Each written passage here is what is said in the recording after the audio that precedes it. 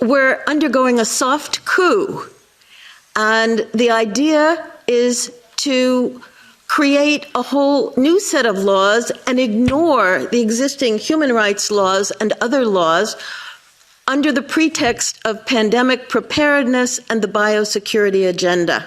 The WHO is developing through all its nations, but with the WHO Directorate in the United States in charge, a pandemic treaty and amendments to the existing international health regulations that will remove the human rights protections currently embedded in the IHRs, will enforce surveillance, censorship, get rid of freedom of speech, require governments to censor and only push a single narrative.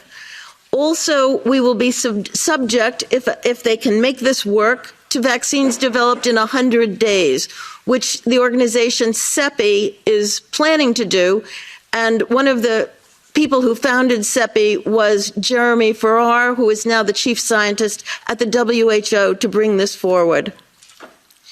Other things that the amendments do is to bind the states so they're no longer recommendations but enforceable edicts, provide a liability shield, get rid of intellectual property rights, move supplies from one country to another, enforce digital passports, and the Director General of WHO can demand that a pandemic or a potential pandemic exists. He can just declare it with no standards, and then countries around the world will have to obey.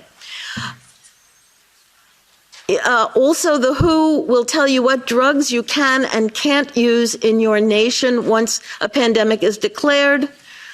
Obviously, the budget will increase. One Health is another part of this. One Health is a concept that was created to enable the WHO, with these documents, to take over jurisdiction of everything in the world by saying that climate change, animals, plants, water systems, ecosystems are all central to health. Also embedded in this concept is a peculiar notion that humans are no longer of greater value than animals.